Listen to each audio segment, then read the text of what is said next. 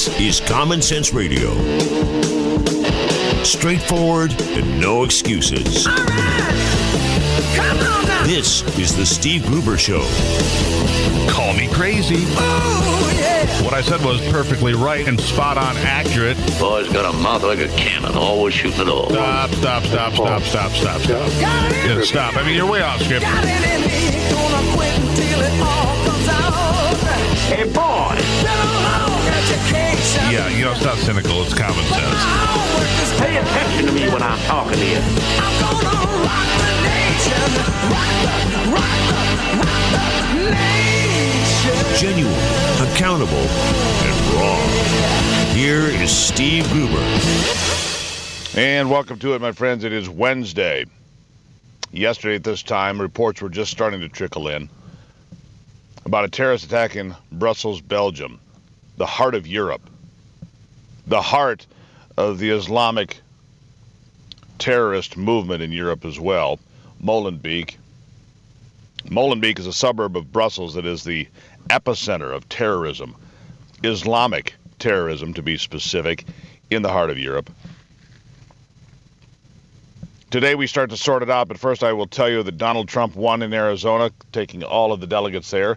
Hillary Clinton also won in Arizona. Ted Cruz and Bernie Sanders won the caucuses in Utah that mean almost nothing, but good for Mitt Romney. Good for Mitt Romney, right? Because he's able to claim that he had something to do with slowing down Trump.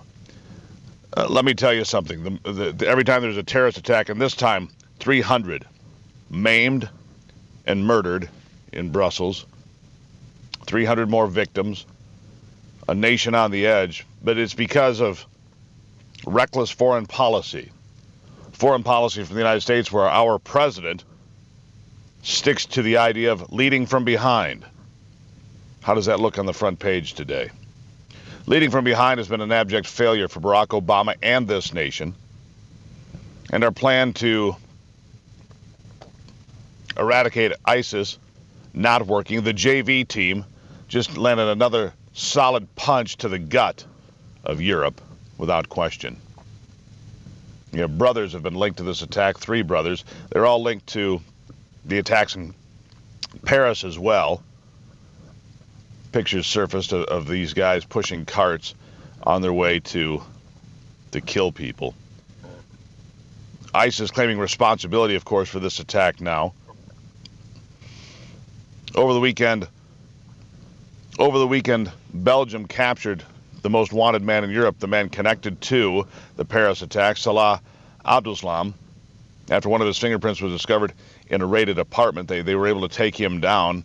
4 days later, ISIS lands a solid punch to the face of Europe. Now, one of those people injured yesterday is a West Michigan man. Sebastian Bellin lives in Battle Creek.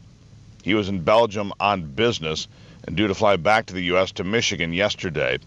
37-year-old Sebastian Bellin suffered a leg injury, took debris in his right hip, and is now going to be recovering for some period of time. CBS News spoke briefly to his father. Clip 1, go. Well, he saw people dying. He saw people dead and people dying. So I'm sure that will stay with him for the rest of his life. It was like being in a war zone. Now I want to take you back in time a little bit. It was January of this year, January the 27th. Donald Trump was on the Fox News channel with Maria Bartiromo. And he was asked, he was asked about terrorism. And he was asked about Europe. And he talked about Belgium. And he talked about France. And he talked about the problems there. And then he was mocked roundly and soundly by the New York Times after he made these comments. Clip 2, go. There's something going on, Maria. Go to Brussels. Go to Paris. Go to different places. There's something going on, and it's not good, where they want Sharia law, where they want this, where they want things that, there has to be some assimilation. There is no assimilation. There's something bad going on. And until we find out what it is so we can correct it, you go to Brussels. I was in Brussels a long time ago, 20 years ago. So beautiful. Everything's so beautiful. It's like living in a hellhole right now. You go to these different places, there's something going on. Yeah. The New York Times ridiculed Donald Trump. That was in January of this year, talking about the problems with the mass invasion of the refugees from Middle Eastern countries. The fact that they have no interest whatsoever in assimilating to their new countries. None whatsoever. Evidenced again yesterday by the attacks. Of course, if you say that, those on the left, in fact, it was happening again yesterday.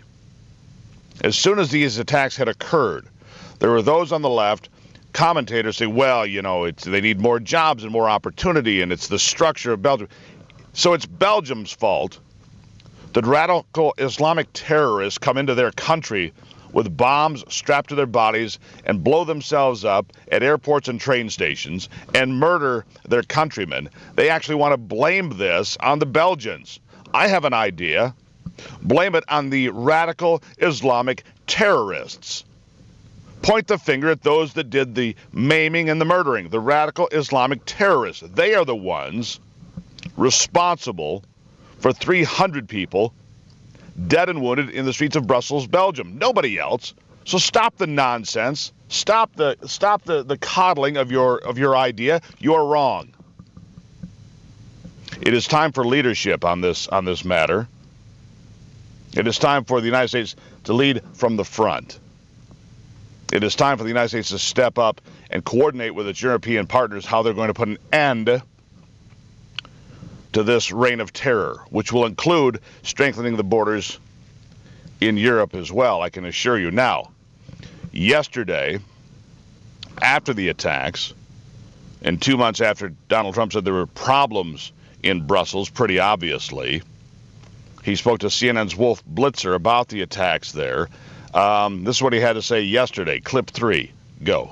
Well, I'd immediately strengthen our borders, as I've been talking about for a long period of time, and I would be very, very strong on visas, and I'd be very, very probably end a lot of them, and I'd be very strong, and especially coming from certain parts of the world, which, as you know, I've spoken about, and I've been criticized in some circles for, and I've been praised in other circles for. But this is a problem. Radical Islamic terrorism is a major problem, and we have a president that won't even mention the term, won't mention the words, and he's making a terrible mistake. This is radical Islamic terrorism. Would you continue to support at least a temporary ban on all Muslims coming into the United States? Well, you have no choice, and you're going to make certain exceptions, and you're going to make exceptions on heads of state and certain people, and I'm not saying you don't do that, but we have a real problem, and people don't have any idea what's going on. We have a government that's impotent. We have a government that doesn't get it.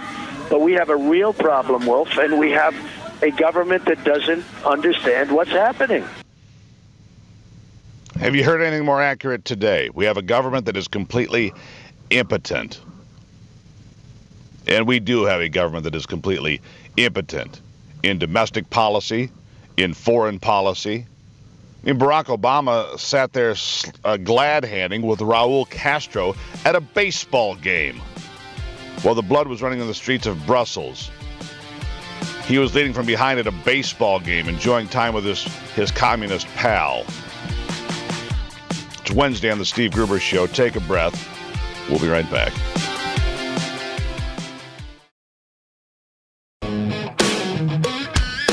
Genuine Michigan common sense on display every day.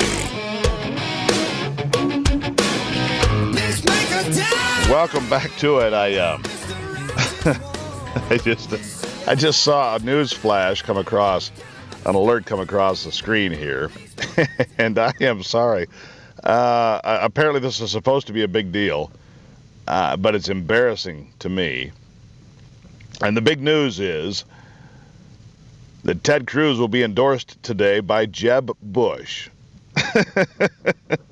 I thought Ted Cruz wanted to win this thing. I thought Ted Cruz was in it to win. Ivy goes, that's not good for Ted, no, is it? I said, no, that's really not good for Ted. And we both laughed. I mean, you're looking at that going, what do you make of it? Well, I don't think that really helps him very much. No, I think it's detrimental, because Trump will come right out. What are you going to do, have low-energy Jeb and Lion Ted trying to get it done? Well, I mean, he is a non-establishment guy, and here is what is the epitome of establishment endorsing him.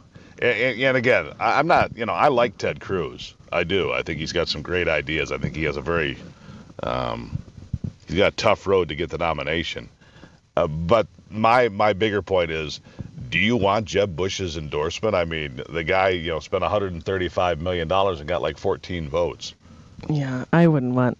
That doesn't seem like a good plan to me. It might be a good time to say, I really appreciate the thought and the sentiment, but no thanks. Anyhow, it made me chuckle that Jeb Bush is endorsing. I mean, first of all, didn't we just have primaries and caucuses yesterday? Wouldn't it be important if you're going to endorse somebody to get out prior to that? Weeks, months in advance? Yeah, something like that. All right. It is 20 after the hour. I want to read part of an article here that I just saw that I find fascinating. And it comes from somebody that is so far left of center, I'm shocked at the premise here. It comes from Piers Morgan. Yeah, Piers Morgan, who, a raging leftist. When it comes to terror, isn't it time we started listening seriously to Donald Trump, is the headline. And this is in big papers all over now. How many more? That's all I could think as the news broke of yet another ISIS terror attack, this time in Brussels. How many more innocent men, women, and children are going to be blown to pieces by these murderous bastards? How many airports, train stations, sports stadiums, restaurants, or concert halls will be obliterated in a hail of suicide bombs and bullets? How many more world leaders will wring their hands on national television and spout pointless platitudes about the poor, brave victims in heroic emergency services? How many taunting, gleeful claims of responsibility will the despicable perpetrators of these evil crimes be able to issue? I'm sick of this, aren't you? Sick of feeling sick about such endless, senseless barbarism. And the worst thing about it is, I see no end. The inherent problem which causes it, chaotic, war-torn instability in the Middle East, is getting worse, not better. Just as the financial and military resources of the enemy is growing greater, not reducing. Yet, just as the world is crying out for strong, decisive leadership, there is none. America has a demob-happy President Obama eking out his last few months in office, a man whose infamous leading-from-behind philosophy to foreign policy has been partly responsible for the war in Syria, raging uncontrollably for 5 years, allowing this fundamentalism to grow. Obama has zero interest in doing anything tangible or real to deal with ISIS. This is now parked squarely in the tray marked next president's problem. Europe, meanwhile, is splintering at the seams, ravaged by an unprecedented migration crisis that nobody seems to have a clue how to handle. German Chancellor Angela Merkel's decision to let 1 million migrants into its country is already seen as an utter disaster. France, reeling from 2 horrendous attacks in Paris, is understandably highly fearful of yet more terror coming its way. Belgian officials effectively conceded that they have no real way to protect themselves against the ISIS threat, a fact surely born out of the fact that today's onslaught in Brussels happened right when the city most expected it, following the capture of the Paris attack suspect. Britain, surely a target anytime soon, is on the red alert, but its warning and warring politicians are too distracted by the upcoming EU referendum in June to pay anything more than lame lip service to terrorism. So nobody seems to be doing anything concrete to stop ISIS, or even suggesting a new way to do so given the spectacular lack of success so far. Well, almost nobody.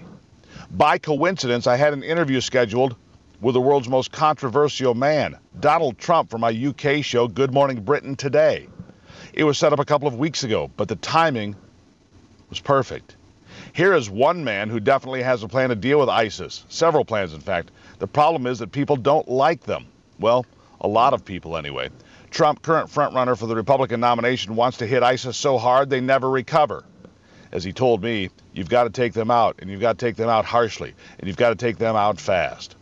He also wants a short-term ban on Muslims entering the United States until, as he puts it, we figure out what the hell is going on. And he wants to torture suspects like Abdulstam with techniques like waterboarding to try to extract information about future attacks. Oh, and he wants to build a giant wall to stop illegal aliens pouring over the Mexican border into America.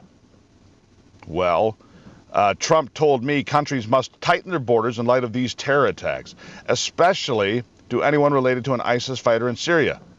Is he so wrong? He told me he wants law-abiding Muslims to root out the extremists in their midst, expressing his bafflement and anger that someone like Abelsdam was able to hide for such a long time in Brussels, where he had previously lived. Is he so wrong? He told me that America must make it far harder for illegal aliens to enter the U.S. and thinks European countries must certainly follow suit. Again, is he so wrong? He told me he believes there are now areas in major European cities which have become poisonous breeding grounds for radicalized Islamic terrorists. Is he wrong? I didn't feel I was talking to a lunatic, as many seem to view Trump. I saw a guy, a non-politician, unfettered by PC language restraints, who is genuinely furious at the devastation which ISIS is wreaking and seriously concerned for the security of his fellow Americans and, indeed, his citizen friends in Europe. His plans for tackling this extraordinarily dangerous threat to the world would have been condemned as bigoted and racist. But it is time that you look at Donald Trump. I don't believe he's racist. He's somebody who has spent his life in the arena. So even Piers Morgan now has come around to Donald Trump's side. Where are you today, a day after these horrendous attacks?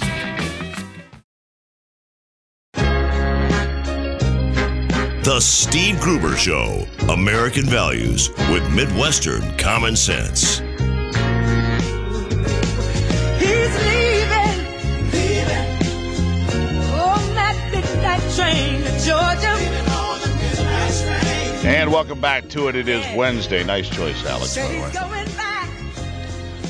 It's the Steve Gruber Show on a Wednesday. If you'd like to join the conversation, it's 888-900-9966, 888-900-9966.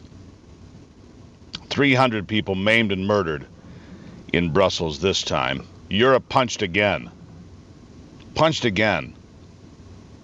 By the people that it is in large part allowed to come in, more than 1 million refugees into Germany. Tens of thousands into, Belgium and France and all over Europe. As refugees stream out of the war-torn Middle East. But they don't come to assimilate. Many do not come to assimilate. They follow the beliefs of jihad. They are radical Islamic terrorists. It's what they are. Say it. Radical Islamic terrorists. And I couldn't believe yesterday, listening to some people on the left, it's because Brussels, their structure isn't right and they need more social programs. I'm like, what are you talking about? More social programs. Shut up. You're gonna blame the Belgians because radical terrorists came and blew themselves up and gunned people down?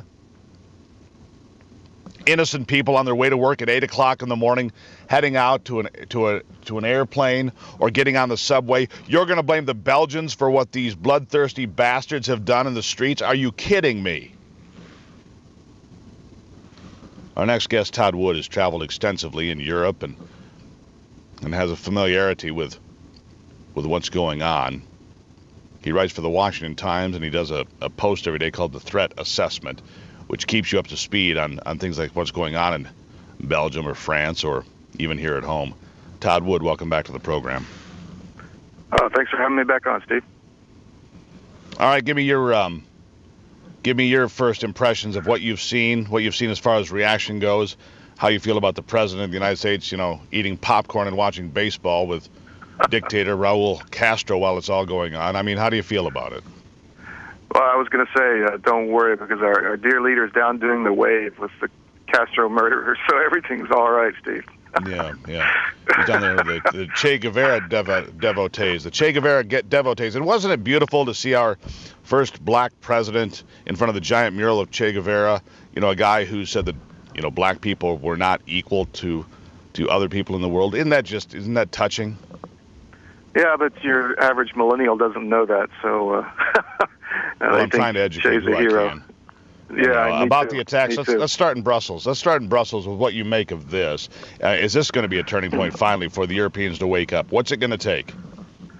I think Europe is gone. I think we have to realize the new reality in that the Europe we used to know and love is just not there anymore. You can't turn back what's been done. And look at what they did. They struck in the heart of the European Parliament. I mean, the metro station was just right outside the capital of Europe. the airports, dignitaries, diplomats. I mean, U.S. senators were nearby when one of those bombs went off. So it's maybe not senators, diplomats. So they did what they wanted to do. They showed they could strike at the heart of their enemy, and I don't think it's anywhere close to stopping. It's going to keep going, and it's going to come here unless we do something about it. And I listened to the politicians from the Republican Party. I just read a part of a column written by, of all people, Piers Morgan, who says, how much of this we can take? It's time to listen to Donald Trump seriously. This is from Piers Morgan, for God's sake, who couldn't be any more far left if he tried, who's come in line here. And yet we've got the Republican Party out there. Jeb Bush today is endorsing Ted Cruz, which could be the kiss of death for it, as far as I'm concerned. But you've got the entire Republican Party trying to figure out how to get rid of Donald Trump, the only guy that seems to know what's going on. In January, we just aired this piece that he did on the Fox News channel, Fox Business Channel, I should say, in January, saying Brussels was a mess. Terrorism was out of control in Brussels. They had a big problem on their hands. He was mocked in January by the New York Times, and now here it is. It's 2 months later. Donald Trump was exactly right. What is wrong with the Republican Party? Well, I think the Republican Party no longer exists as we knew it either. A lot of these people just want their jobs to continue. They want their influence and access to the levers of power to continue. And frankly, when I hear people say they would rather vote for Hillary Clinton than Donald Trump, it tells me that exactly where their priorities are. Because either way, I heard Newt Gingrich say something the other day which was spot on. He said, the difference between where Trump will take us and where Hillary will take us is a mile wide. On one hand, you have, secure borders, downsizing government, strong military, and on the other hand, you basically have the end of America as we know it. So if a Republican is going to vote for Hillary, they're destroying their children's future, pure and simple. And knowingly. Yeah, exactly. And knowingly, and that's the thing. So, obviously Ivy and I sit and discuss these things, pretty much all day, every day, because that's who we are.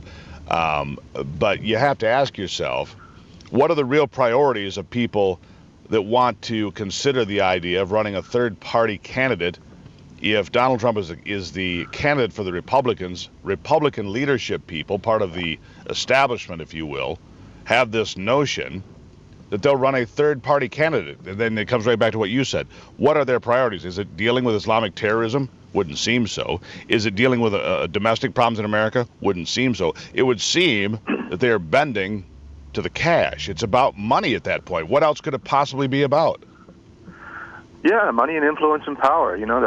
That's what it is. And for the viewers who are younger or listeners, this is nothing new. They said the same thing about Ronald Reagan. He wasn't conservative enough. He wasn't part of the club. He's an actor. He doesn't know what he's doing. Ronald Reagan just wants to start a war. So this is nothing new. It's happened before, and they're saying the same things about Trump they said about Reagan, which I find fascinating. Yeah, and on the other side, though, speaking of Hillary Clinton, the disconnect between Hillary and Bill seems to be getting wider. He's out there saying that, there's this great stress being created by, Islamic terrorists and the stress in Europe and the problems it's creating. And meanwhile, Hillary's over here saying, well, closing the borders, that'd be unrealistic. No, it wouldn't. It's been done in this country before. And if Poland can close its borders and Romania can close its borders, and so can every other country, we certainly can as well. Austria is closing their borders to Hungary. Austria is no, Eastern European state. It's the heart of Europe. And they're closing it down. So if they can do it, why can't we? And what would be the harm in taking a few weeks to sort it out? Not saying people can't come here permanently, but let's, as Trump says, let's figure out what it is we're doing. Yeah, exactly. It's common sense, you would think. Absolutely. So I don't know. This is a turning point for America. We're going to go one way or the other. Yeah, absolutely. All right, Todd, hold your thought right there because we got to take a break here. We're with Todd Wood, journalist for the Washington Times. And we've got so many other things to talk about. You've got that going on. You've got Iran launching missiles into the lower atmosphere. You've got North Korea launching, missiles off into the ocean. Just a lot of good things going on. And again, Barack Obama's enjoying hot dogs with the Castro family in Cuba. Sometimes you just go, what the hell is going on? It's Wednesday on the Steve Gruber Show. We'll be right back.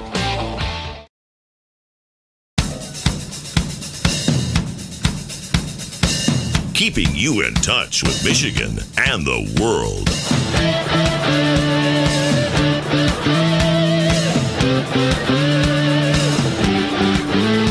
Wednesday on the program, 888-900-9966 if you want to chime in at some point. I'm not sure that Ted Cruz should take the endorsement of Jeb Bush today, but maybe. You know, one of the big things that Donald Trump said here over the last 24 or 48 hours is that America should rethink its role in NATO, saying maybe we should withdraw from NATO. And, of course, that has, people going bananas. But the fact of the matter is, we foot the majority of the bill for NATO. The United States does. We foot the majority of the bill for the United Nations. We foot the majority of the bill for all of these people around the country. We go to places like Iraq or Syria or wherever we go off to and do all of these things, and we never get reimbursed. We get a pennies on the dollar to protect Europe, pennies on the dollar to protect the Korean Peninsula. And Trump points out, well, South Korea is a very wealthy nation. It's true. An industrialized and wealthy nation now. If they want our help and our protection, shouldn't that come with a bill? Why do we foot the bill for everybody around the world? Of course, he's being attacked by that. But let me point something out to you. This non-interventionist idea originated with George Washington in his farewell address to the nation. That's what he talked about. No long-term alliances with any nation because it would create problems, and you'd have allegiances where you should not. So it's not. It doesn't come from any stranger. Todd Wood, I look at what Trump's ideas are, leaving NATO. People are going crazy over it. I'm not going crazy over it. I've said for a long time, well, we have something like 190 military bases, 190 around the world. Seems like overkill to me. Well, I think everybody needs to realize what's happening here. Trump is a master negotiator, so he is setting up his position and scaring the crap out of everybody. And basically setting his position at the table, and he'll negotiate from there. So I think he's setting up a way to reduce our costs. I don't think he really wants to leave NATO. I think he's sure scaring the crap out of the Europeans and the South Koreans and everybody else, which, if you want them to contribute and think about not having the American nuclear umbrella protection, then, maybe that is a way to do it. So I think that's what's going on there. And not just with NATO, but all his positions. The Muslim issue, he's taking, some people say, extreme positions. He's just setting up a negotiation. I mean, he wrote The Art of the Deal, so that's what's happening, in my opinion. He's softening up the opponent for the final negotiations, and maybe that's true. Yeah. I want to go back to that. I was just thinking about this during the break, but I want to go back to this. If the Republicans have the gall to run a third party, this is if Donald Trump gets the 1,237 delegates necessary to nominate. If the Republicans go away from that for any reason, as you've probably already seen, they're trying to play games in Montana and change the way the primary is done there, because since 1912 in Montana, it's been an open primary. Suddenly they're asking the Supreme Court to change that, to say that, it can't be an open primary. It's unfair. It's been perfectly fair for 104 years, and now they want to change it because they're afraid that Trump's going to win. And what are they so afraid of, I ask again? Well, I think we hit the spot on the head. It's money, power, and influence. It's being able to pick up the phone and call your favorite congressman or, a person in the executive branch and get your back scratched, get your bill passed, get your, cut of the money. I mean, that's what it's about, pure and simple. It's about influence and money. So I'm just going to say this. If Donald Trump gets to the nomination fairly, and the Republican Party plays some parliamentary game, or they try to put somebody forth like Paul Ryan or whomever it may be, Tom Coburn, another name thrown around as a possible presidential candidate, as a third-party challenge to prevent Trump from winning, I will never, not ever support the Republican Party in the future. How about you? I completely agree, but what I think is also going on here is a healthy reinvigoration of the party. I mean, this fight needed to happen, and I think if these people leave, let them go. And, let's move forward for America. I think that Trump's going to bring in probably 20-25% of the black vote. He's getting the white blue collar vote. I think he can win anyway. He's getting a lot of Democrats. The youngsters are not going to vote for Hillary. You really think he can get 25% of the black vote? I do. I think for economic reasons. The man's going to bring jobs. That's what, he's going to stop think about it. The world is a market. The labor market is just like going to the supermarket. If you can get something for free, why are you going to pay to have it? Americans will do work. They just won't do it for free. And with these large companies and farms or whatever having basically free labor, that's not a legitimate market. And when you have the market paying a market price for the labor, Americans will do the work. And that's what people want. They just want to work for a fair price. So market rate, supply and demand, basic economics, not just some guy getting cheap labor, dirt cheap labor, so he can stack money in his own vault. Exactly. And that's who's going to vote for Trump. Because when you take away the illegal immigration and you get the government out of the way, this economy will explode. I mean, this can be another American century. It just has to be done through conservative free market principles. Yeah, and we also have to stop the attack on the energy sector, because I don't know how you ever pay a $19 trillion debt. There is one way that I can foresee, and that is through energy production that creates jobs, creates careers, and creates great wealth on this side of the ocean in our country. But you've got the energy sector under attack from Barack Obama, from Hillary Clinton, from Bernie Sanders. It's time to say, listen, we have clean technologies. We are greatly advanced from where we were even 15 or 20 years ago. It's time to focus on the great resources we have here, which are tremendous natural resources, and move this economy forward. I agree with you. Yeah, we have 300 years of energy sitting right under our feet. I mean, the best thing that's ever happened to a poor person is cheap energy. Most poor families spend about 50% of their income on energy. If we can reduce that, I mean, that's the biggest poverty reduction program ever been, devised. It's like a tax amazing. break. Yeah, exactly. It's an instant tax break, and it's instant benefit to all these families. All right, Todd, where do people find you and figure out what you're writing about? Thanks, Steve. My website's the best place, ltoddwood.com. If you want to know what's going on in the Middle East, check out my second book, Sugar. It's a fantastic page-turning thriller, but you'll learn a lot as well. All right. Todd, always a pleasure. All right, thanks, Steve. Have a great day. Bye. L. Todd Wood from the Washington Times. As you said, go to ltoddwoods.com.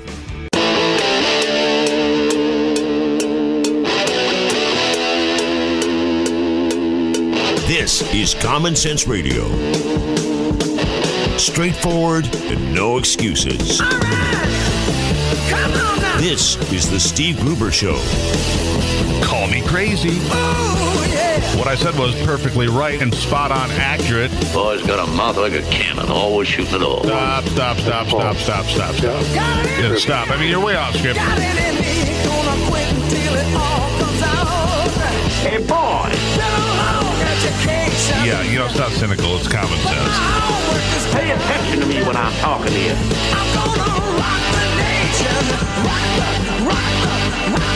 the nation. Genuine, accountable, and raw. Here is Steve Gruber. It's Wednesday. If you're just checking in, things that you need to know to start your day, a third suspect has now been arrested in the Brussels, Belgium terrorist attack. 3 suspects now in custody. Brothers reportedly ID'd as bombers in the attacks as well.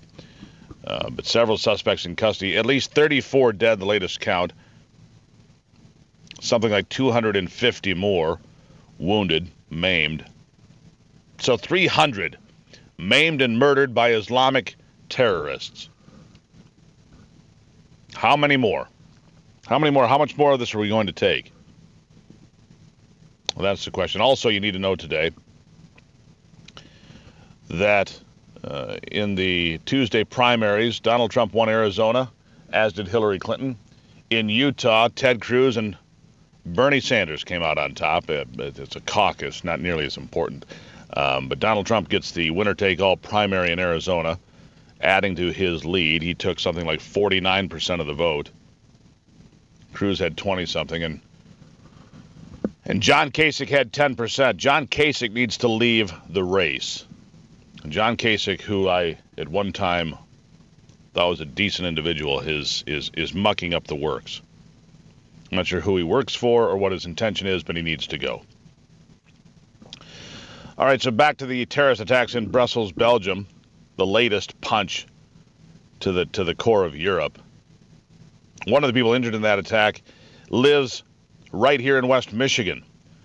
Sebastian Bellin lives in Battle Creek and was in Belgium on business. He was due to fly back yesterday. 37-year-old Bellin suffered leg injuries, took debris in his right hip. He will be taking some time to recover. CBS News was able to catch up with his father. Here's clip 1. Go. Well, he saw people dying. He saw people dead and people dying. So I'm sure that will stay with him for the rest of his life. I'm sure it will. I want to play something else for you that I think is very telling. Back in January, Donald Trump was on the Fox Business Channel, and he was having a conversation, being interviewed by Maria Bartiromo. And the conversation came through to the point of discussing terrorism. Now, they're at one of Trump's properties, so when you listen to this, you'll hear a waterfall in the background, but that's the way it is. But he said, Brussels, Belgium is a mess. Paris, France is a mess. The New York Times, the very next day, mocked Donald Trump for what he said on the 27th of January this year. Listen to what he said. Clip 2. Go. There's something going on, Maria. Go to Brussels. Go to Paris. Go to different places. There's something going on, and it's not good, where they want Sharia law, where they want this, where they want things that, there has to be some assimilation. There is no assimilation. There's something bad going on, and until we find out what it is so we can correct it, you go to Brussels. I was in Brussels a long time ago, 20 years ago. So beautiful. Everything's so beautiful. It's like living in a hellhole right now. You go to these different places, there's something going on. And the New York Times mocked him for that answer. Clearly, there's something going on. And clearly today, Brussels, Belgium, is a hellhole. So Donald Trump, I tip my hat to you on being exactly right about that. Another story I want to follow up on today, because we got a lot of conversation yesterday about this before the whole terrorist attack broke. But Michigan House Speaker Kevin Cotter says voluntary guidance under development by the State Board of Education to allegedly make schools safer and more supportive for gay and transgendered students could well eliminate parental authority and upset children's privacy and safety. I agree. Cotter says parents have a very real concern about the potential abuse of increased bathroom and locker room access that puts their children at risk. Cotter's a Republican from Mount Pleasant.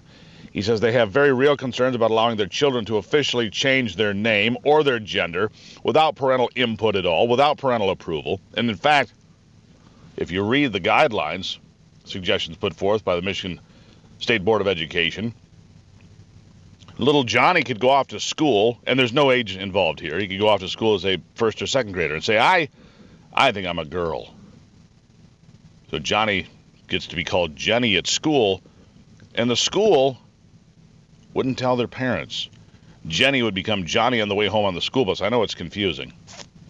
And the parents would never have to be notified. Talk about social engineering. Talk about garbage. Talk about nonsense.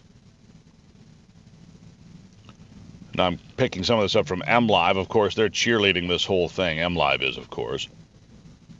Because from where they stand, this is probably too conservative of an approach. The voluntary guidance aimed at helping districts, as MLive puts it, looking to better serve LGBT students was outlined in a February 23rd memo by the Michigan Department of Education to the State Board. I've got an idea. Maybe the State Board of Education, instead of, trying to figure out how to serve LGBT students, should figure out how to serve all students and figure out how to get higher test scores and better results and better prepare young people for English and math and science tests in the future. How about that? How about the Board of Education should involve itself with trying to improve scores and curriculum and teacher standards? Maybe that's where the State Board of Education ought to be involved. It's a crazy notion, I realize. The memo gained a lot of attention after it was posted in an article on the Daily Caller Monday. A spokesman for Cotter said the speaker had already heard concerns about the memo from fellow lawmakers. The memo's recommendations range from adopting policies that protect LGBTQ students from harassment to designating staff members who can provide students with information and support related to LGBTQ issues. Recommendations also call for students to be addressed by their chosen name, pronouns that correspond to their gender identity. So I don't want to be called this. You call me what I... No, here's the thing. If you're an intact male, use the boys' restroom and the boys' locker room. If you're an intact female, the opposite. If you want to be called something different, sure, your friends can call you a nickname, and some people might even call you a nickname. But if your legal name is your legal name, that's what I would say should be used by the school district. Here's my legal name. And some derivative thereof should be the name used for you in school, period. You want to go be called something else, that's fine. Do that, on your own time or wherever. It's not up to the school or the teacher or the other people to keep track of the different names of different kids, because, it's hard enough. A teacher's got 30 kids in the classroom. Hard enough to remember the 30 names of the kids she has. Now she want her to remember alternate names. And, of course, don't use that alternate name when the parents come, because we haven't told the parents. More gobbledygook.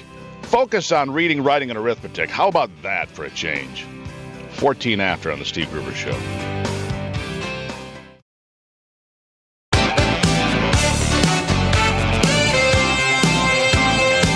Taking a closer look at the stories that affect you most with a big dose of common sense. Where are we going this time? 18 after on this Wednesday. I want to share a story with you. In light of everything that's going on as far as conversations about illegal aliens, terrorists, and everything else, I want to share a story with you that I think should hit home for you. 4 illegal aliens from Guatemala charged in the vicious rape of a Massachusetts woman and the vicious beating of her boyfriend. 2 of the suspects had been kicked out of the country previously. Federal immigration officials say that Elmer Diaz, Ariel Diaz, Aiden Diaz, and Marlon Felipe have requested detainers after they were arrested March 13th in Framingham. Aiden had previously been arrested for drunk driving. That was on February the 22nd. His brother Ariel was convicted of drunk driving and disorderly conduct and kicked out of the country in May of 2014, sent back to Guatemala. But he re-entered the U.S. at some point, according to immigration. Somehow, they say, he managed to cross the U.S. border undetected. Unbelievable, right? All right, here's the crime. The man and the woman, who have not been identified, were walking on the night of March 13th when they were approached by the men. One took out a beer, one took out a condom.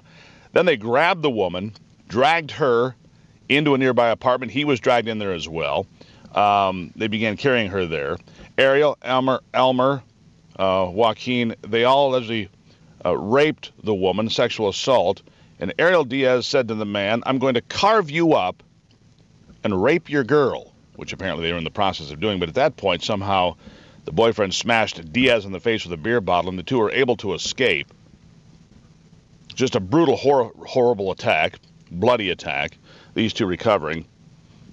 And I wanted to put that out there so our next guest, Julie Gunlock, and I could talk about this. Illegal aliens coming across the border, Islamic terrorists killing people in Brussels, Belgium.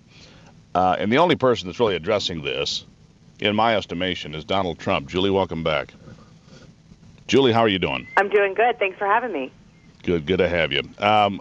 You hear stories like this, and the only person talking about border security, really, is Donald Trump. I don't think you're a fan, but as you see these things unfold, and it's a fair statement, right?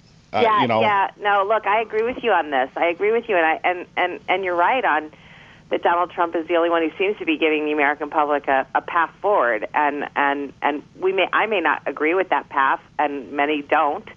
But I think after the attacks in Belgium, what do we see? We see the typical sort of milquetoast comments coming out of politicians, and then you've got all your friends posting their pictures of when they were spent a summer in Belgium as a teenager, and people changing their Facebook pictures to the flag of Belgium. And who cares, right? Pointless stuff. Just all this stuff. It's just, and nobody's angry. We're all forgiving seconds after the blast occurred. I'm not forgiving. No, I'm neither angry. Let me tell you Neither something. am I. But I'm just. And Donald Trump, did you see this? Donald Trump on the 27th of January on the Fox Business Channel told Maria Bartiromo that there was a problem in Belgium. There was a problem in Brussels. It was becoming a hellhole. There are big problems there. Yeah. He was mocked by the New York Times. Yeah.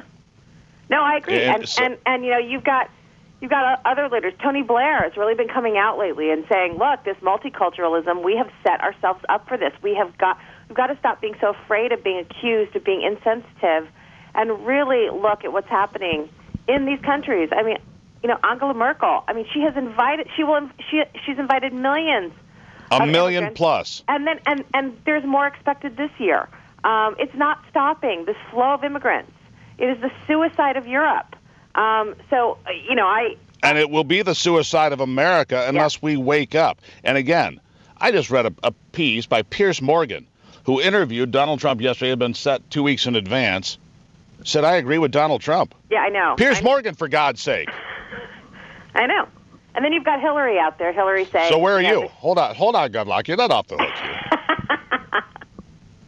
I mean, seriously, who else would get your support? Nobody. I mean, you said that you don't like the way he's leading. Well, give me an alternative. Well, look, I'm not going to vote for president based on his statements on this. Now, I agree this is an important issue, but there are plenty of other issues that concern me. The fact that he has supported, Obamacare, the fact that he is pro-abortion. There are many other things that concern me about Trump, not just this. I'm thrilled. Please just punch that he sounds good on one issue. By the way, he says he's but pro-life. There are dozens of issues where I don't agree with him. But look, more important than our safety and security, more important than the safety and security of your friends and family? I don't think so. And besides, for the record, I think Ted Cruz has been pretty good on these issues as well. Donald Trump is pro-life, by the way. He says so anyway. He may have flip-flopped, but come on. Fine. And Ted Cruz has no way to win. There's your other problem. And John Kasich ought to be ashamed of himself at this point. I like John Kasich for a period of time. He ought to be ashamed of himself and get out of the race immediately. He's doing nothing. Yeah, no, I know, yeah. But I agree with you, and I hope that this will encourage politicians to be tougher on these issues. But, this does not sway me as far as support for Donald Trump. But tell me this. Tell me you won't vote for a third party if Donald Trump's the nominee. I'm not talking. I don't know what I'm going to do. I'll probably just sit in my room, sit in my house, and drink. I have tremendous respect for you. I expect more out of an upperclassman. I know this has been hugely disappointing for you. Well, no, I mean I'm not some Trump bandwagon guy. I stood off as long as everybody. But at some point, it becomes blatantly apparent that there's only one guy in the race talking about the things that are actually going on and how to address those problems. Oh, come on. Be it the militarization. You don't think Ted Cruz is trying to address these issues? And look, we may agree on Ted Cruz wanted to double the amount of people coming into our country. Yes, I think he's talking about it on the wrong side of the conversation. He wanted to double the amount of people coming in from south of the border. It's pretty, come on. You know that. We're going to agree to disagree on this once again. No, fair enough. I appreciate it. I do. We'll talk again soon. Julie, I think you're wonderful. I really miss the Chipotle drama. Well, we can get back to that. Let's have lunch sometime. Let's have a burrito. All right. Fair enough, Julie. We'll talk soon. There it is, Julie Gunlock from the Independent Women's Forum on the Steve Gruber Show.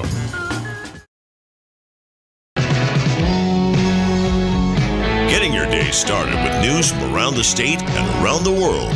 Common Sense Radio. This is the Steve Gruber Show. We don't talk too much about it.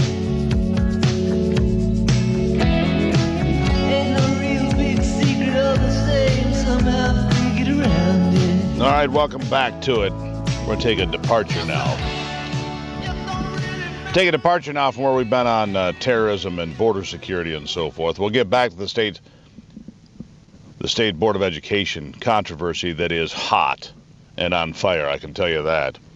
We'll get back to that story. But our next guest is a geoscientist with over 30 years of experience in the field of oil and gas and mineral exploration, production and resource policy. Ned Mamula, welcome to the program. Steve, good morning. Thank you for having me. Glad to have you here. The United States is blessed to have possibly the greatest natural resources of any piece of real estate in the world, be it oil or gas, gold or coal or timber or farmland, plus tremendous amounts of fresh water. I know, I live in Michigan. The natural resources of the United States are probably unparalleled in the world, and yet it seems to me that we as a nation are being led down a path to ignoring the natural resources. Don't use the coal, don't use the natural gas, don't use the water, don't turn farmland because the EPA will be there to cause trouble. It seems like a fool's errand to me, Ned. Where am I going wrong? Well, you're not really. And when you consider the economy of this great country, the absolute power of our mineral resources, you can look at it as a four-legged table. We have certainly energy is one, soil is another, our abundant water supply is the third, and then mining is the fourth. And those four pillars are holding up this economy. And you're right, we are, in a sense, on a fool's errand because we're not, let's just say the federal government, in many instances, is not a good steward of the resources that occur in and on federal lands. And this really needs to change because, Steve, we're really, at this point, importing more minerals than ever before. And in a sense, our mineral import scenario kind of looks like our oil import scenario did back in the embargo days of the 70s.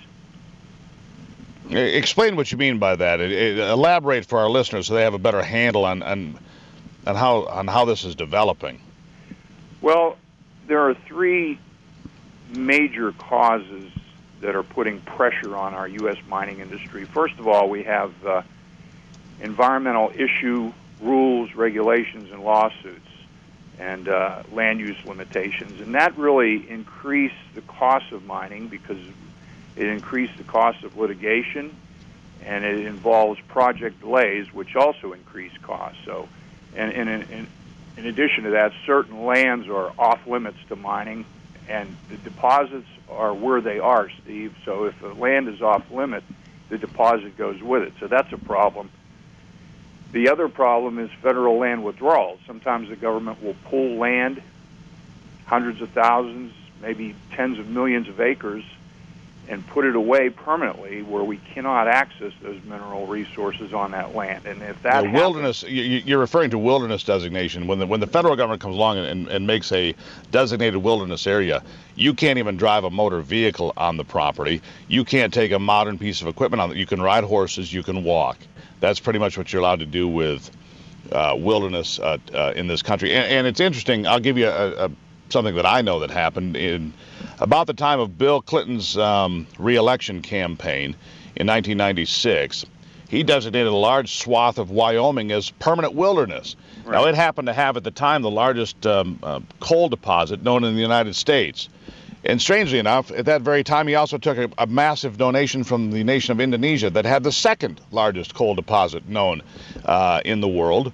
And isn't that convenient? The Bill Clinton locked up all the coal in Wyoming through designated wilderness with a stroke of a pen and took money from the Indonesians that were able to bring coal here themselves. Bizarre, isn't it? It is incredible. Steve, look, geologists are some of the original environmentalists. There are times when land should be withdrawn. No one will disagree, okay?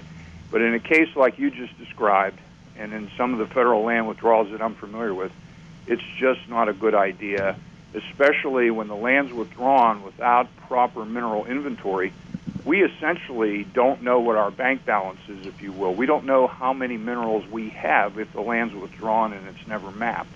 The other thing, Steve, is the mine plan permitting process has just grown to be absolutely abysmal. The federal land management agencies, they're busy, I grant you, but a lot of times the mine plan permit process is just, as far as they're concerned, out of control, and they're not taking good care of the process, and the agencies, in a sense, aren't very good stewards of the land the way some western states are very good stewards of their lands. Well, you look at the western states, I mean, you've got chunks of, New Mexico is what, 55% federal land. Nevada's like 85% federal land. Huge chunks of Montana, Wyoming, the Dakotas, Idaho. It's all federal land. So if the feds say, no, you can't do anything there, then you know what? You can't do anything there because they'll shut you down. You have no recourse. Well, that's true, but there's a growing movement called the Sagebrush Rebellion, where state land managers, state governments are looking at the federal lands within their states and saying, look, we can be better stewards of these lands. We know the land management picture better than some bureaucrat in Washington. We know how to lease, collect royalties. We know how to mine. We know how to reclaim the land, restore it, and we understand multiple land use in our state. And this movement is growing, and I think there's even legislation that's been offered by some of the states in this regard, Steve. So I think in the future you're going to see this continue more and more, because we're going to reach a point where the government just cannot manage all the lands for all the things that need to be managed on them.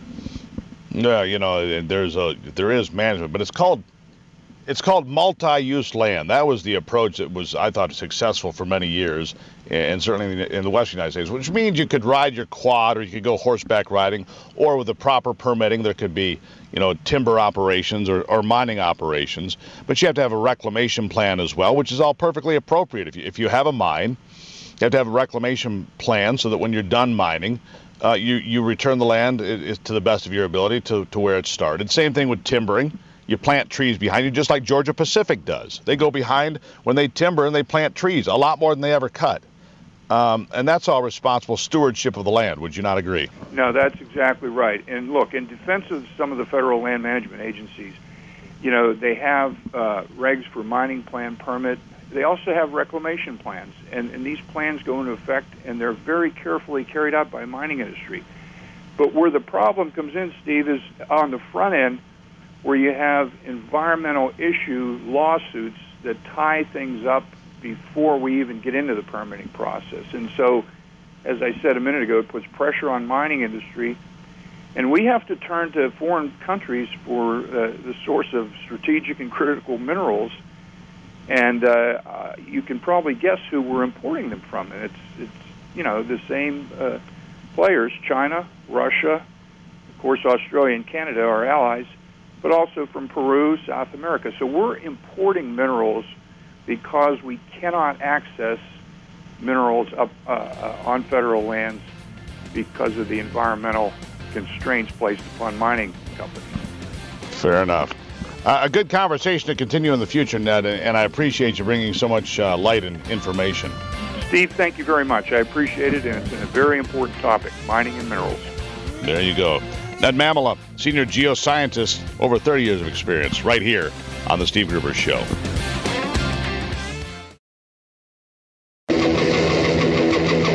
Covering Michigan and the world from his bunker below the bridge. Here is Steve Gruber.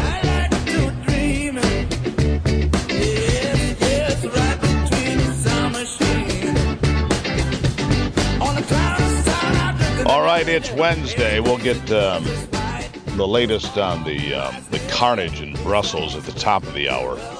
300 maimed and murdered there now. We'll keep an eye on that. But what I'm looking at right now, real quickly before we get to our next guest here, is Donald Trump surging in the polls and surging in probability. The odds of him becoming president, according to those that bet on such things, and believe me, there are millions. There are millions that do this.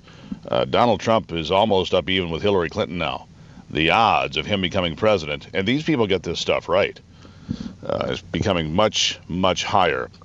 My next guest, Seton Motley, president of Less Government. Seton, are you a betting man? I was actually almost kicked out of 7th grade for being a bookie. Oh, good. So, did you make some cash? Yeah. For football, but no, I retired. I hit a 5-game parlay about 20 years ago, and I said it's not going to get any better than this. I'll quit. So I stopped. Right. But what about real quickly before we get on to net neutrality, which you're here to talk about a little bit today?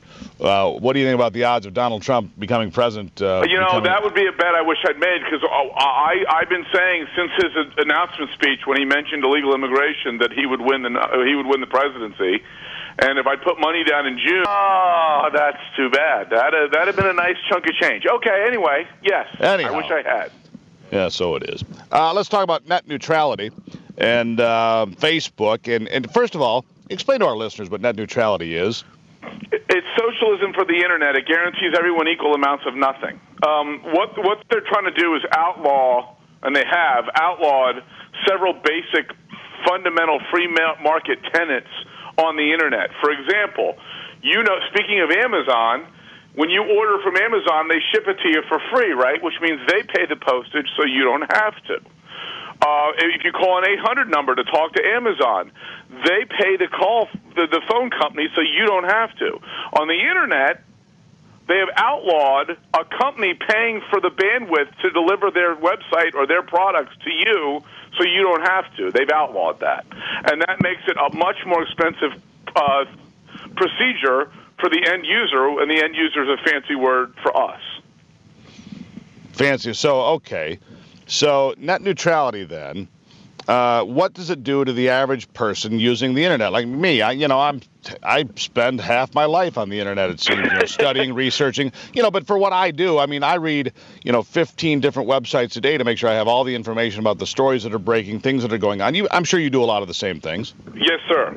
And what it does is it says, okay, a giant bandwidth hog. Right now, look, on the web, video is what eats up the most bandwidth. Nothing else is even close. Sending an email is a fraction of a megabit. The video is what kills the internet as far as bandwidth is concerned. And Google owns YouTube, which is obviously a giant video company. So companies like Google and Netflix were pushing to have net neutrality imposed so they couldn't be charged for the bandwidth they use, and they use a lot of bandwidth. So now that it's been imposed, the internet service provider can only charge one of two people: the people providing the content or the people viewing the content. And since they've outlawed the charging content providers, Google, Netflix, etc., the only people left to charge is us. So it's going to get a lot more expensive, and because of this price fixing, it's going to get a lot. It's not going to get as fast and as dynamic as it should have been, because there's going to be less money for investment to continue the progress we've already experienced on the web. I've got an idea, Seton. You'll love this. I've got an idea. Okay. So how about we do a little tax on your computer, just like they're going to put a little computer on your car and tax you for how many miles you drive? We can have a little chip in your computer, and you can pay a monthly tax on how many websites you visit and how much bandwidth you use. No, you do that. No, they do that on wireless internet on your cell phone. It's called data caps, and that's another thing that this stupid internet is prohibiting. Is all these innovations like for example, I wrote about T-Mobile has a program called Binge On. And what it does is certain websites can deliver their videos and their other content to you, and it doesn't count against your data cap, which is great, except net neutrality is probably going to outlaw that practice. Google just signed up for Binge On for YouTube just recently, just this week, and the question is, will the FCC allow the free market to make that determination or not? And what do you, I apparently not. Well, right now they haven't said anything. They said, we're going to let it go forward. But the problem is the sword of Damocles is hanging over any business innovation that happens on the net now. Because at any moment, the Federal Communications Commission, the FCC, can change its mind and say, nope, that's a net neutrality violation, stop it. So, of course, that's going to put a huge chill on investment, because you don't know what's going to, what may be legal today will not be legal tomorrow. I think the sword of Damocles is a 50-cent reference that'll be the quote of the day. Well, thank you very much. I thought that was pretty good. Thank you. It was an education. For those who don't know, look it up. It's an interesting historical reference. Yeah, I think it is. Look it up on the internet before they start charging you for it. Well, that'll probably cost you 50 cents for the 50-cent reference. See, that's exactly. Well, if it's more than 50, you're getting ripped off. Right, there you go. Is there anything, before I let you run real quickly, is there anything we can do to change the direction and the trajectory we're on? Well, right now there's 11 or 12 different companies and or associations suing to undo the rules. In the meantime, the Congress is trying to limit the damage these rules have done, because the FCC doesn't have the authority to do this. So contact your congressmen and your senators and say, defund this order at the FCC. Do some damage to the FCC's budget, because that talks. Fair enough. Seton Motley, great having you as always, my friend. We'll talk Always soon. a pleasure. I should have made that Trump bet. Thanks. Yeah, you should have. All right then, my friend. It is the Steve Gruber Show on a Wednesday. We'll have the latest from Brussels, the latest from the Tuesday voting and the primaries, and so much more straight ahead right here on the Steve Gruber Show.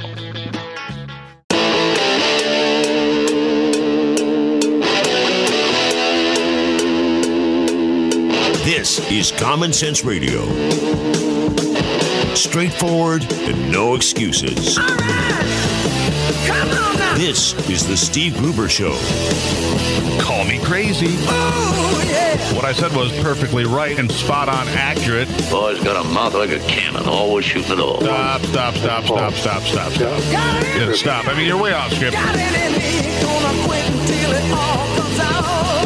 Hey, boy. Been a long education. Yeah, it's not cynical. It's common sense. Pay attention to me when I'm talking to you. I'm gonna rock the nation. Rock the nation. Genuine, accountable, and raw. Here is Steve Gruber. Wednesday, and welcome to the program. If you're just connecting, the number of dead and injured in Brussels now at around 300. The death toll somewhere around 34 or 35. As these things go, it takes time to sort out the number of people that have been killed, the damage, figuring out who people are, so on and so forth. One of those people injured in the attack was from West Michigan. Sebastian Balin lives in Battle Creek. He was in Belgium on business, due to fly back to the United States yesterday. 37-year-old Balin is now suffering from leg injuries, and he also took debris to his right hip. CBS did have a chance to speak with his father briefly, and he had these quick comments. Clip 1, go. Well, he saw people dying. He saw people dead and people dying. So I'm sure that will stay with him for the rest of his life. And he will return to Battle Creek when he is able to. Meanwhile, right now, we are going live to Brussels, Belgium, where Daniel Schwammenthal, a member of the American Jewish Community Transatlantic Institute, the director thereof, was in Brussels, witnessed what happened. He joined us from Brussels now. Daniel, welcome to the program. Pleasure to be on the show. So, just give us your perspective. What did you see? What happened around you? Well, I heard the news just after I had dropped off my kids to the school on the radio, and immediately you heard police sirens, fire engines, and all going in one direction. Pretty soon after, when the news broke that there was a second attack on the subway station, when really all hell broke loose, and it was just really out of a war zone. Police, military, everywhere, whole areas were blocked off, and even for pedestrians, no longer accessible. And it was a very tense situation. Now, how long have you lived in Brussels, Daniel? This is now my 5th year in Brussels.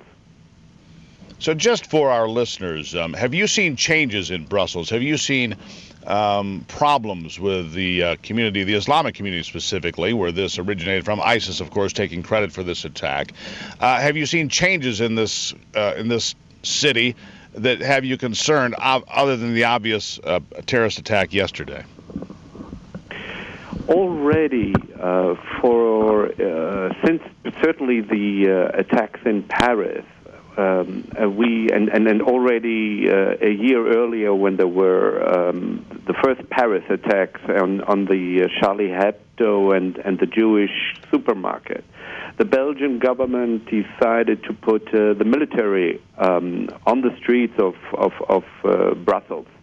And that's a really dramatic step for a country like this, to have the military, which is supposed to protect the borders of the country, to protect Belgium from external enemies, have been now deployed for more than a year to protect the country from the internal enemies.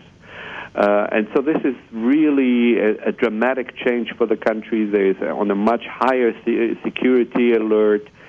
We have seen, of course, after the Paris attacks in November, the lockdown here in the city, where for several days the entire city was shut down, and we have seen something similar yesterday again. But today, the government, the authorities have learned from their mistakes. You cannot shut down the entire city after a terror attack. So most of the city is now back and running, including public transportation. The bigger concern being, and we're on the line with Daniel Schwammenthal. He is live in Brussels, Belgium at this hour. He is the director of the American Jewish Community Transatlantic Institute. And Daniel, I guess my concern, if I were in your position, is that the Belgian government knew that after they took the leading suspect of the Paris attacks into custody just a few days ago, that the city would be targeted, and yet they're unable to do anything about it. That has got to be deeply concerning to you and your family as well. It is. It is deeply concerning to everybody who lives not just in Belgium, actually, but throughout Western Europe. What we are witnessing here in Belgium is, something that, to various degrees, is happening in many West European countries where we have a sizable Muslim communities, and elements from these communities have turned to radical Islam and terrorism.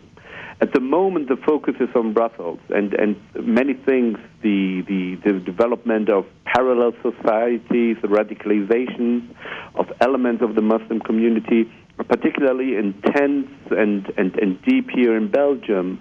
But unfortunately, it's not unique to Belgium. But what can be done? Let me ask you this, Daniel. Let me ask you this: what can be done to stop this flood of hatred, this flood of terrorism, this flood? Was Europe wrong for accepting the refugees? What do you do now to correct the problem? Obviously, it's not just a Belgian problem; it's a European problem, potentially an American problem in the future. What should be done in your estimation? The very first thing that we need to do is we need to cut off the funding for radical mosques throughout Europe, and it's also actually happening in the United States. This money is coming predominantly from Saudi Arabia and other Gulf countries, and to this day there is no comprehensive policy to prevent Saudi Arabia and elements from within Saudi Arabia and other Gulf countries to come here and to indoctrinate and radicalize the communities in Belgium, in Western Europe, and also in the United States. There are a lot of counter-radicalization programs going on, but we will always lose the fight if we do not prevent radicalization from happening in the first place. And I think what do you think about some communities? Sorry. I was just saying that some communities feel that they are overwhelmed with the number of refugees they're dealing with, and in America, of course, Donald Trump has suggested closing the borders at least for a period of time to any Muslims coming from these nations in the Middle East that are in the middle of civil war, like Syria, until we can figure out and get a handle on what we're doing. We don't have much time left, but what do you think about that concept? We have to be careful, and we should not conflate Muslim immigrants and Muslim refugees with terrorism. I think this is very dangerous. We need, of course, to vet the people closely and make sure that no Islamists are being infiltrated among the legitimate refugees here. And that's the problem. Daniel, can you hold the thought right there? Just hold the thought. Daniel, hold the thought real quick. We're going to hold you through the break, if that's okay, for just a couple of minutes. Live from Brussels, Belgium, we've got Daniel Schwammenthal on the program. We'll be right back on The Steve Gruber Show. Taking a closer look at the stories that affect you most with a big dose of common sense. It's the Steve Gruber Show on a Wednesday. We're on the line with Daniel Schwammenthal, live from Brussels, Belgium, this Wednesday. He is the director of the American Jewish Community Transatlantic Institute. And Daniel, I just want to let you finish your thought. Now, if I heard you right, the Belgian military has been on the ground for more than a year trying to prevent this from happening and could not do so. But now countries like France and Germany and the United States all looking to greatly restrict immigration, certainly of Muslim refugees. What do you think we do, and where do we go from here to try to turn the tide of this terrorism? We definitely need to have a completely different approach to integrating Muslim communities, not just the new arrivals, but as we see now, the perpetrators are often second, third generation people born here in Europe. And so we need to really show zero tolerance and to any form of radicalism. Change our laws so that we can much easier expel hate preachers, and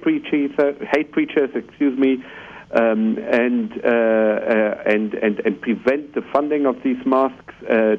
Be much tougher in our legislation, define new crimes such as joining a terrorist organization, which in some countries in Europe is still not considered necessarily, just traveling to Syria as such is not yet considered a crime.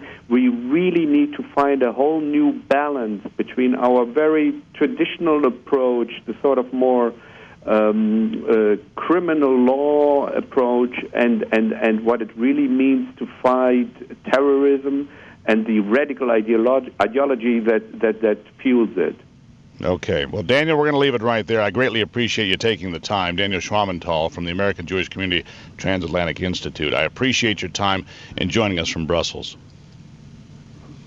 All right, we're going to shift gears now to Seung Min Kim. He is an assistant editor who covers Congress for Politico. Previously, she edited The Arena and served as a web producer. Here to talk about Donald Trump and his turbulence with immigration hardliners and so forth. But, Seung, first of all, welcome to the program. Hi, thanks for having me. I guess, there are some contradictions on the way Donald Trump is approaching immigration and so forth. But once again today, Donald Trump looks like he was exactly right. Back in January on Fox Business, he told Maria Bartoloma that there were problems in Brussels, serious problems. In fact, he referred to it as a hellhole. He was mocked by the New York Times and others. And yesterday, it all came to pass, and he looks like he knew exactly what he was talking about. What are your thoughts? Well, I think it's far too early to know. We don't know. There have been arrests made in the horrible terrorist attacks that have occurred in Brussels yesterday. But it is too far early to know whether the very restrictionist policies espoused by Mr. Trump have made any difference. It is very true that once these attacks happened, the tenor and the kind of the focus in the Republican presidential race had really turned into Trump's policies that he had proposed earlier this fall about banning Muslims from the United States, which are very controversial proposals, shutting down borders. But I do think that it's far too. I don't think it's right to say that he has been proven right. I think it is far too early in the investigation to know. We need to know more about these suspects. What's their background? What are how do they? No, hold on, son. In fairness, Donald Trump said there was a lot of trouble. In fairness, Donald Trump said there was a lot of trouble in Brussels. There was a lot of trouble with people that didn't want to assimilate. There was trouble with terrorism in Brussels. Where is he wrong about any of that? I think, first of all, my name is Seung Min, not Seung. And I think that my point is that it is far too early in these attacks to know what is going on. I think it's been known that Brussels is kind of this. It was a vulnerable city to terrorist attacks, considering the city's ties and just with the foreign fighters that were traveling back from Iraq and Syria. However, I do think it is far too early in this investigation to know whether Trump is right or not. Do you think it's possible that Donald Trump, and a lot of people don't agree with his position on restricting travel for Muslims coming into the country and his idea for a wall at the border, but with every incident like this, Trump's following seems to get stronger every time? I'm not going to weigh in on whether he's correct or not. My point is that it is far too early in this investigation to know. I appreciate that. My point being is, even for people that disagree with Donald Trump, they have to understand, you must see the possibility that every time there's a terrorist attack or there's a problem with an illegal alien in the country, that his numbers click up 1 or 2 points. That's your opinion. Well, it's the opinion of the pollsters, not me. It's not my opinion. I'm not a Donald Trump supporter. I'm trying to figure out what is working for him. Sure. Okay. Thanks for checking in. Goodbye now. That's Seung Min Kim from Politico. I'm trying to have a conversation, and apparently she's just not interested in our conversation. So we'll just skip her from Politico, and maybe next time Politico can send us somebody that actually wants to have a conversation about a topic. There are reasons that people on the left are hard to talk to because they won't have a conversation with you about serious topics like terrorism, like security at the border, like border fences, like whether or not Donald Trump becomes more popular when there's terrorist attacks. Not in my opinion, Seung Min. The fact of the matter is, the pollsters, the numbers continue to go up and up and up. And that's pretty well just the way it is. Still to come today, we're going to have Cathy Brennan here on the program, a women's rights activist, an activist lesbian. She's been here before. She is very pro-gay community and very much against the transgender movement in America because she says it is damaging to women's rights. It's very dangerous, she says, to women's rights in this country. So she is going to join us to talk about the push by the Michigan Board of Education to allow children to choose their own gender, their own name, their own pronoun, and their own restrooms. We'll see what she thinks about that straight ahead this Wednesday on The Steve Gruber Show.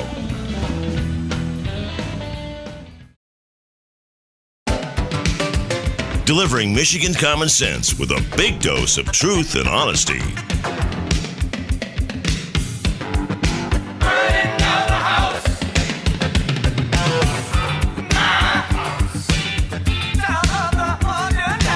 Welcome back to the program. It's the Steve Gruber Show on a Wednesday.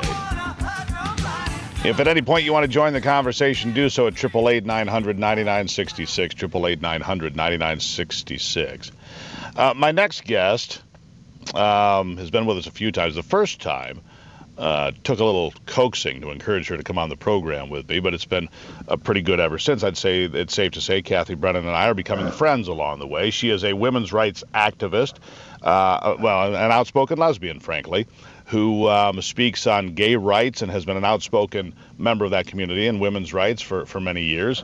And although you were a little shy the first time, Cathy, you found this to be a pretty decent conversation going forward, I believe. Welcome back.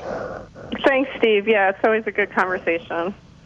All right. So we've got this thing happening in Michigan that you and I talked about yesterday about the State Board of Education introducing new guidance statements and policies regarding LGBTQ students. And it's been a couple of weeks now, but it's a statement on guidance in safe and supportive learning environments on lesbian, gay, bisexual, transgender, and questioning students is what the Q stands for those of you that have no idea. Okay, you've had a chance to look at this. The concern that I'm seeing, and as you can imagine, this is lighting up social media in our part of the country. People very much divided one way or the other. But I think the big concern for parents is that this guideline allows for students to pick their own gender, their own name, their own bathroom, and all with the school not sharing this with parents. And there's no age guideline in here either. You could be in first grade, you could be a senior in high school, doesn't matter. What do you see here that you think is a step in the right direction and what maybe isn't? So, yeah, I had a chance to review the proposal, and there's a lot in here that I think is probably not as alarming as your listeners might think. There is language in here that says that the Department of Education is encouraging its school districts to engage with parents. So there's not, the parents aren't totally cut out of the picture, but you're right that it's a case-by-case basis, which leaves the discretion to the school district. So there is room for end running around parents. Now, if that type of end run occurs with a child in elementary school, I would think that is certainly more problematic than a child who's a senior in high school. So, you know, there should be more guidance in here. There should be more guidance in the guidance, probably, as to distinguishing between elementary school students, middle school students, and high school students. And just, you know, your listeners can engage on this. The department is seeking comments, and you have until May 10th to comment on this. And I think anyone who is concerned about this guidance should comment and let the department know their position on it. I think the one place that you and I agree, certainly, and I think the vast majority of people are going to agree. All right, we're not going to condone, bullying or physical altercations or, flat out picking on people because they're different and so forth. Right. But the concern comes back to, I guess the concern for parents is a couple things. Number one, like we talked about, whether or not the parents are notified about, he goes to school as Jim, but then he's Jenny, and then he comes home as Jim, and the parents are kept in the dark. Okay, they don't like that particular approach. They don't like the idea that what if women's sports, Title IX would be completely undermined? And I give you an example. What if a boy goes out for the basketball team, doesn't make it, gets cut? He said, well, I guess I'm going to go out for the girls' basketball team because that's the way I feel today. With this kind of language, that seems like it would be free game for Title IX to get assaulted. Right. Well, unfortunately, this isn't unique to Michigan. The assault on Title IX has been going on for a while now, and it's a mandate that's come down from the U.S. Department of Education, and they've been pushing for the evisceration of Title IX for several years now. There's other states that are also far along in basically marginalizing girls yet again, which is ironic since Title IX was enacted in the first instance to provide girls with opportunities that they had been shut out of. Equal opportunity was the point of Title IX, right? Yeah. So here you are. So just to chime in there, so you've got the women, they've got, equal seasons and sports opportunities. I played sports, so that's what I recognize Title IX doing the most, right? So you've got basketball teams and whatever. But now you've got transgendered people, if you will, men that believe they're women or however you approach that are now being protected by Title IX, so the girls and women are being marginalized again. It just seems unbelievable to me. It's very disturbing. It's particularly disturbing that no feminist organization, either nationally or locally, has taken this up as an assault on the rights of women and girls. But that's where we're at. And again, so Michigan is responding to the pressure that they've received from the federal government to conform with the guidelines that the federal government is pushing down on the states, which is, I think everyone knows I'm a Democrat, but this is a gross overreaching into the power of, what should be the state's ability to make decisions about the education of its students. Well, let me ask you this. What do you do at this point? Let me rephrase this. Transgender issues, and you have GenderIdentityWatch.com as a website that you run about transgendered men primarily that try to pass themselves off as women to victimize women oftentimes that I've seen here.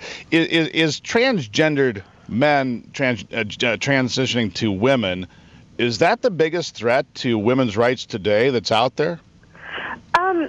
Well, let me just clarify. Gender Identity Watch captures legal developments on gender identity. So some of those legal developments are favorable and we support, and some of them are not. With regard to what's the greatest assault on women's rights? I mean, I think that gender identity is a Trojan horse that has enabled men to access women's space and also feminist thought, which I do think undermines the ability of women to organize for our own rights. Your listeners may know this, but in 2016, it's transphobic to refer to women as having female anatomy. You're not supposed to do that because some women have penises. So the biggest threat come on. See how we get confused here? This is how people like me get terribly confused. Women have babies, but if I say that, I'm somehow bigoted or something. I'm really? Come on. Yes. So that's the problem. And I think, this conversation about how transgender ideology is negative for women is still very much a fringe discussion. But I think as transgender identity becomes more and more, quote, accepted, and it's being pushed very heavily by government and the media, I think regular people will react negatively to it. And we're already starting to see that kind of a backlash. And I think that this is an opportunity, this guidance put out by the Michigan Department of Education is an opportunity for your listeners to weigh in and say, look, nobody thinks that people should be beat up or harmed because they are gender variant, but also girls exist and girls are not boys, and girls have a right to participate in sports without boys, and girls have a right to privacy and locker rooms and showers.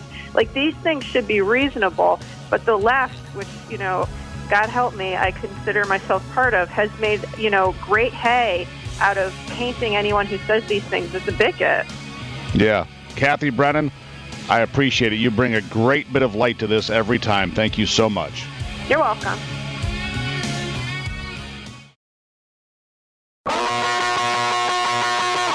Keeping you in touch with Michigan and the world.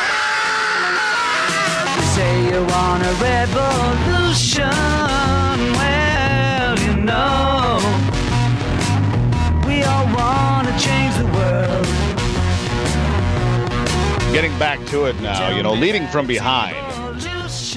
Leading from behind has been the foreign policy doctrine of the Obama administration. It was bearing fruit again yesterday in the heart of Europe. You know, the whole notion of leading from behind is getting us nowhere. You know, the Iranians are launching missiles into the atmosphere in violation of the agreement that we allegedly put together with them. Nothing happens. Bill Clinton in 1994 put together a deal with the North Koreans to allegedly end their nuclear aspirations. We see where that has gotten us as North Korea continues to thumb its nose at the United States and, well, the rest of the free world. And President Obama has signed an executive order against the North Koreans, but does it really mean much? Will it mean much? Well, not if it's not implemented properly. Bruce Klinger is here. He specializes in Korean and Japanese affairs as the Senior Research Fellow for Northeast Asia at the Heritage Foundation. Bruce, welcome to the program. Well, thanks for having me. Leading from behind has gotten us, well, pretty well nowhere from what I can tell. But here we are watching the Koreans, who many consider, and you may as well, to be the most dangerous regime on the planet. I mean, we hear about Syria, we hear about Iran, we hear about a lot of things, but the Koreans are oftentimes dismissed as a third world nation and not taken too seriously in some circles. Others say they're, like I said, the most dangerous. Am I on the right track or not? I think you are. You know, North Korea is very easy to ridicule, you know, all the silly cartoons and you know, movies and all that, but and North Korea's, you know, really over-the-top rhetoric, you know, helps create that image. It's like 1950s Soviet Union on steroids. But the problem is then the media just sort of dismisses them as a threat if they're just this silly little country with a silly little leader. But they are a growing nuclear and missile power. They have a 1 million-man army. They've got biological, chemical weapons, or actually a very strong cyber attack capability. So they are a very real threat to the United States and our allies. So how do we deal with this? I mean, this regime operates in a lot of darkness, as you well know. You know, we don't get a lot of information from there. Dennis Rodman is not a credible, you know, source of information for us. I say that tongue-in-cheek, of course. But, you know, how do we deal with the North Koreans in 2016 when so much of their entire country operates in complete secrecy? Right. It is a very difficult, you know, intelligence target. In the CIA, we refer to it as the hardest of the hard targets. So, you know, it's much more difficult to get information there than from Russia or China or other hard targets. You know, that said, we do have a lot of information. We've got, you know, decades of their behavior. We know what they can do and won't do. So, you know, what we need to do right now is increase the pressure on North Korea for its repeated violations. And, you know, contrary to widespread this kind of misperception, including President Obama, who said North Korea is the most heavily sanctioned, the most cut-off nation on earth, it's simply not true. The U.S., the EU, the UN had far stronger sanctions on Iran than on North Korea. And unilaterally, the U.S. has done things to countries such as Iran and Syria, Belarus, Zimbabwe, Burundi that we haven't even done to North Korea. So, you know, we need to more fully implement U.S. law, which the administration to date really has had a policy of timid incrementalism in enforcing the law. And now, why do you think that is? Why? I mean, you look at the Obama doctrine of leading from behind, which apparently is what it is. But in this case, it was pretty easy. You could have marginalized North Korea. You could have imposed the laws much easier. You know, the groundwork was laid. It's been one, you know, he's not going to have a trip to North Korea like he did to Cuba, so there's no need to concern ourselves with that sort of approach. Why this incremental approach, as you mentioned? That's a good question, and really, it's difficult to come up with an answer because it doesn't make sense. If you just compare Iran and North Korea, Iran has not exploded a nuclear weapon. It says its nuclear program is for civilian purposes. It's still in the Non-Proliferation Treaty, and it has oil. And North Korea is the opposite. It's popped nukes. It's left an NPT. It's threatened everyone with its nuclear weapons, and it doesn't have a valuable commodity. You would think we would have had stronger sanctions on North Korea because, in a way, it's an easier target because it's smaller and it has fewer connections to the outside world, but just the opposite. So I don't know if it's a case of the administration just wanting to kick the can down the road, of not wanting to face a crisis if it can kick it off to the next administration, of questioning the intelligence, or just being fearful of how Kim Jong-un would react if we fully implement U.S. law and UN resolutions. That's I guess, Kim Jong-un, he also operates behind this veil of secrecy. How stable is that kid? I mean, he's not very old, right? About 33. Yeah, I mean, he's a kid who's been in charge there for a period of time, and he's probably, surrounded by, well, people that are yes people. And how dangerous is he? That's my last question. I'll give you the final word. Yeah, I think he's actually firmly in control.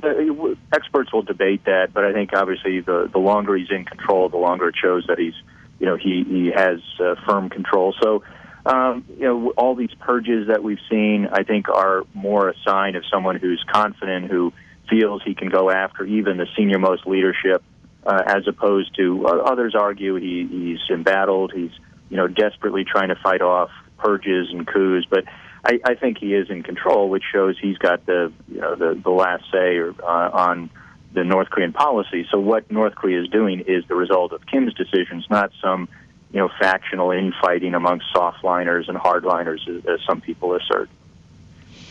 Well, it's just one of those things. It's a wild card in geopolitical affairs, I consider it, and I appreciate you coming on, Bruce, and giving us some light on this subject. Thank you so much.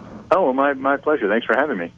There you have it. Bruce Klinger, specializing in Korean and Japanese affairs, is the Senior Research Fellow for Northeast Asia at the Heritage Foundation's Asian Studies Center. He needs an awfully big business card to pull that one off. So much to cover in a single day here. We're doing the best we can. You can go to SteveGruber.com, find out more, listen to podcasts. The Steve Gruber Show Facebook page, also a great resource for you. Please go there, click like, tell your friends, and we'll be right back on the Steve Gruber Show.